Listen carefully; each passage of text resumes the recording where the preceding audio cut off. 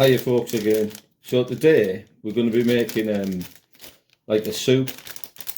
I've got a packet of that. It's probably back to front, is it? But it's Tesco soup and broth mix. It's basically peas and barley and lentils, things like that. So what I've done is I've steeped it overnight in a pan, because you've got to steep this, and I'm just going to drain off the water now before I put it into a bigger bowl. I'm just draining off that water.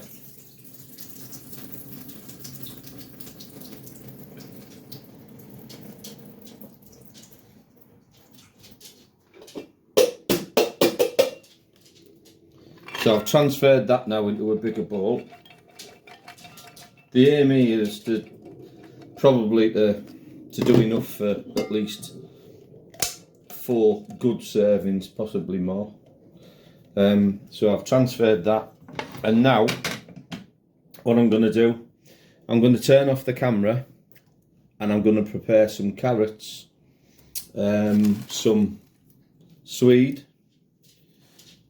or the turnip as I call it, and some potatoes, and then we're going to cook them in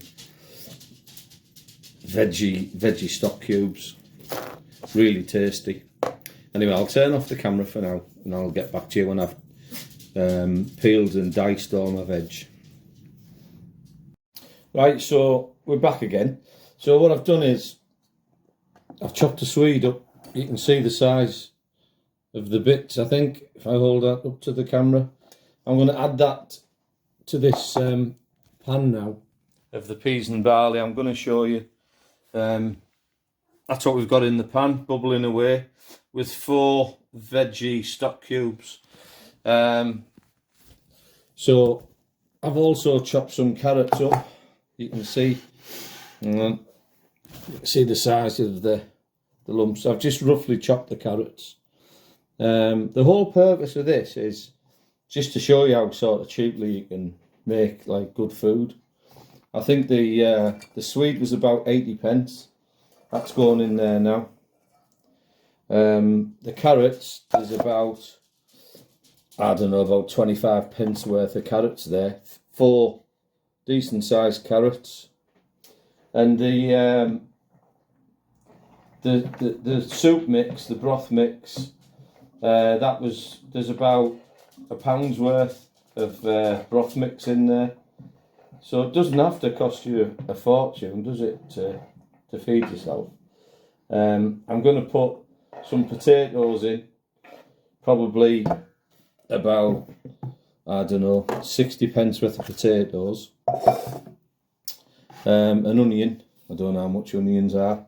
And what you can do, you can put a ham joint in as well, if you want. And you can buy a decent sized ham joint like this, I suppose. Oh no, I'm not going to show you that because I've got it all nicely covered up. But you can put a decent sized ham joint in, and the ham joint will probably cost you a £5. But I'm doing mine without the ham joint because I don't want the ham. I'll add the ham joint when I've had mine out of it. What I'll do is I'll split it from the pan, and I just want the vegetables. That's all I want. And then I'll add the ham for the rest of the family. Anyway, so what I'm going to do, I'm going to turn the video off for now, and then come back to it once I've chopped the potatoes. Right, I'm back again. So what I've done is I've peeled and diced. You can see about 3 potatoes, about that size, the potatoes. I've quite finely chopped an onion, about that size. And also what I'm going to do, when I found the rest of my garlic crusher, I'm going to add just like a couple of cloves of garlic. Just for the, not that you'll need it, but just for a little bit of extra flavour. I like a bit of garlic, so it works quite well in this. And that's it really. I'm not going to go mad crushing it up.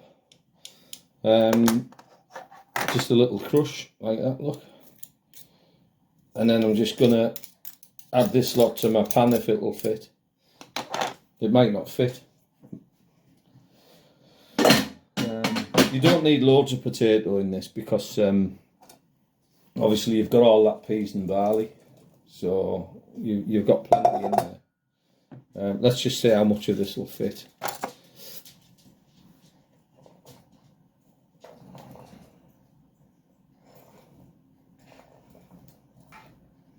Let's have a look. It's pretty much full to the brim, I think. I might have to transfer some of this into another pan. Probably will. Anyway, right. So what I'm going to do then, I'm going to transfer this into another pan.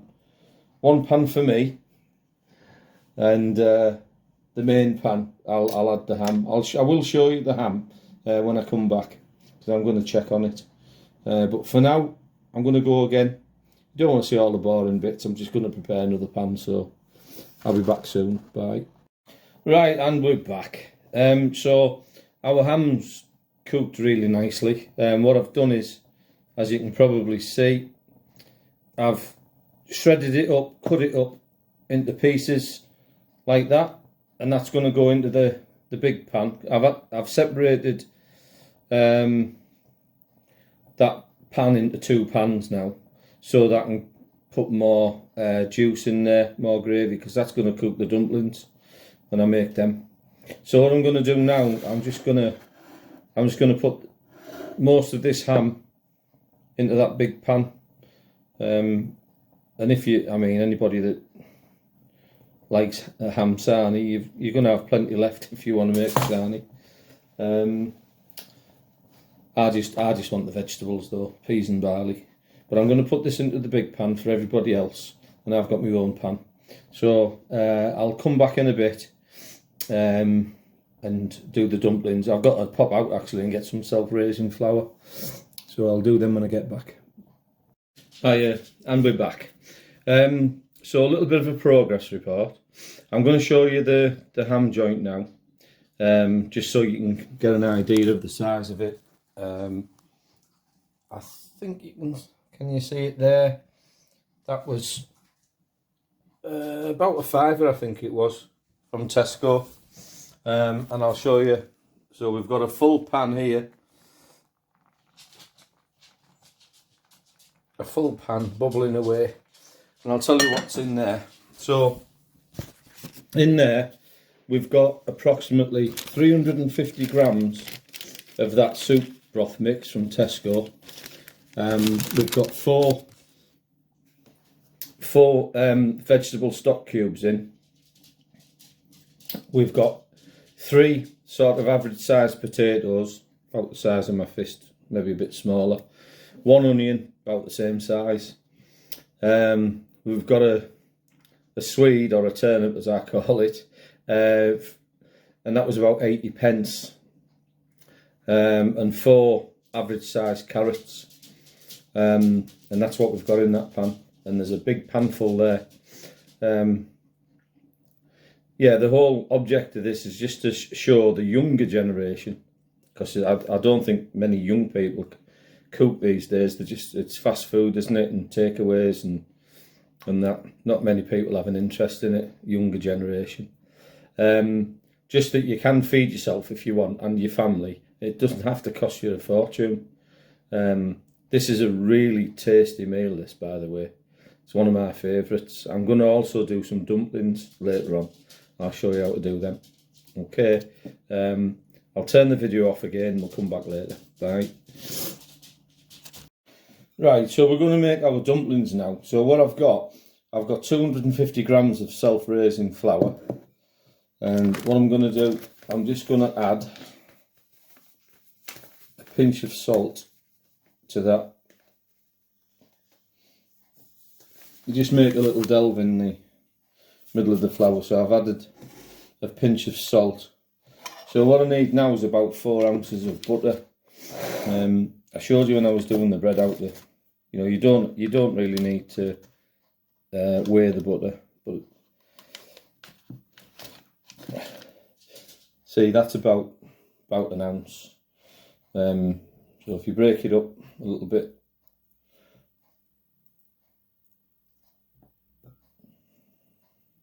because you need 4 of them.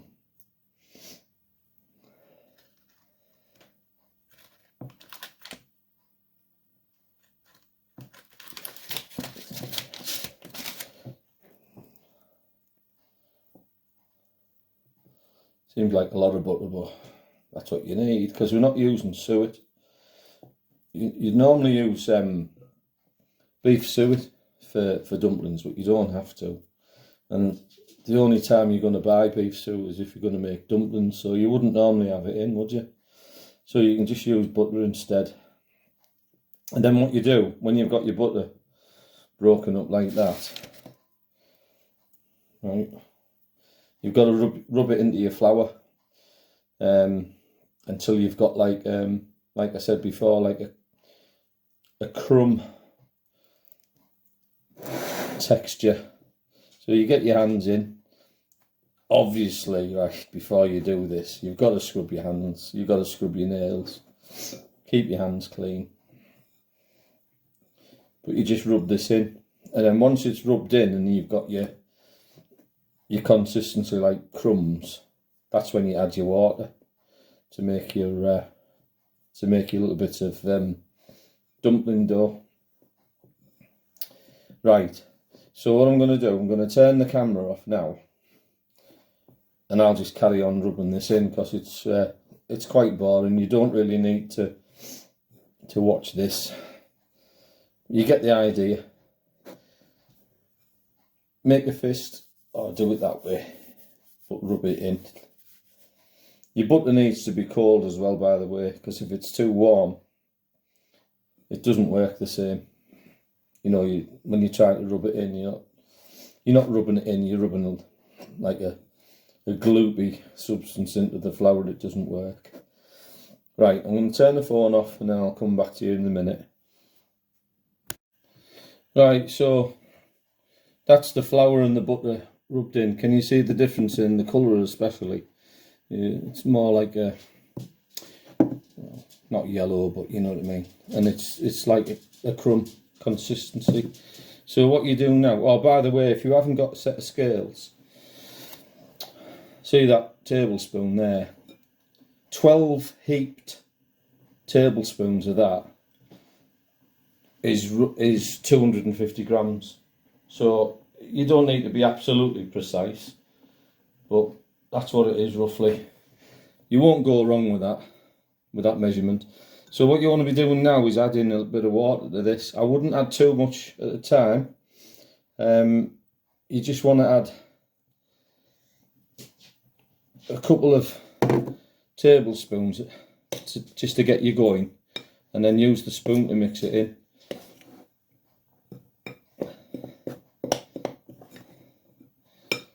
Just add a little bit at a time. So another couple, because you don't want, this mixture doesn't want to be too runny. It wants to be quite firm, like bread dough really. There'll come a point where we just get our hands back in here, but for now,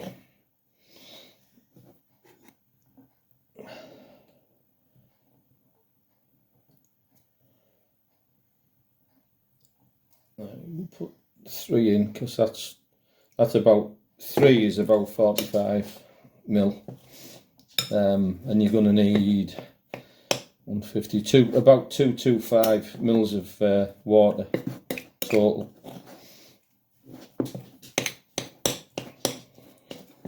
See, that's getting there now. It's not far off.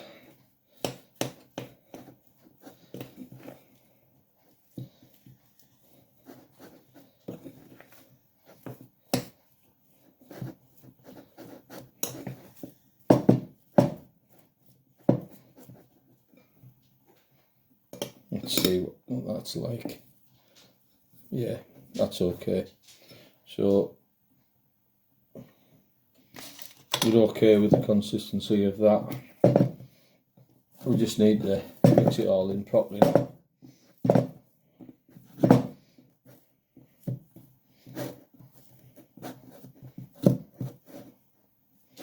I'm just going to get a little bit of flour to put on the work surface.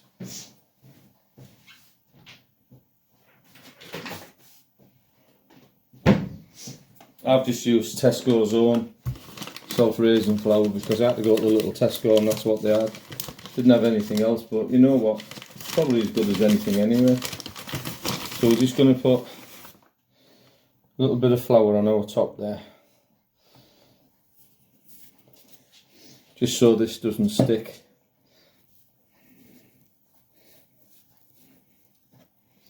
I'm just going to roll it round like that.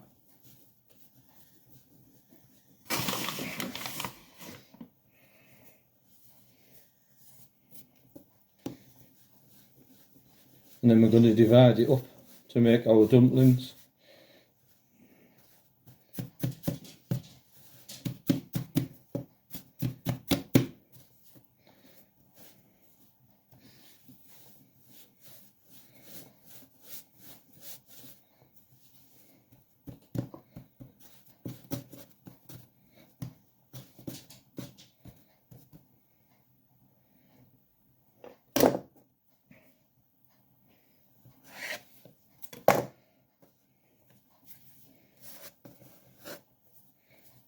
Right, let's see.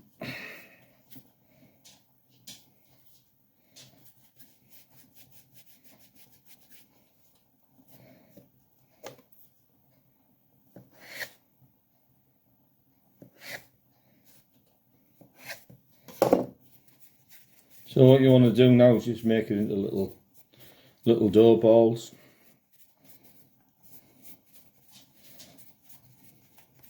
Like that, just with your hands like that, look. And that's probably going to be plenty big enough.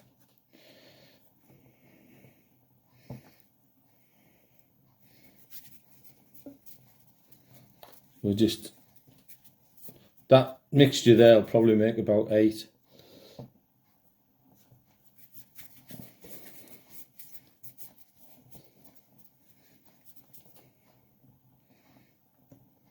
Reasonably sized dumplings, yeah. You can do a couple of smaller ones if you want, because they'll expand.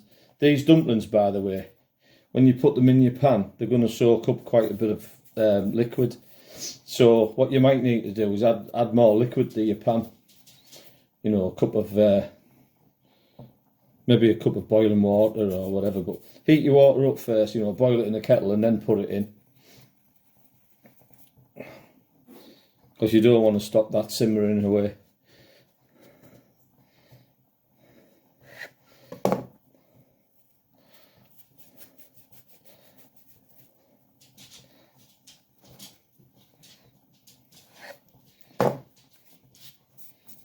We'll just make those like that.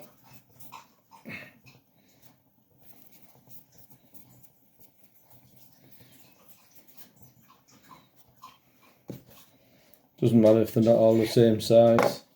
1, 2, 3, 4, 5, 6, 7. So we've got 9.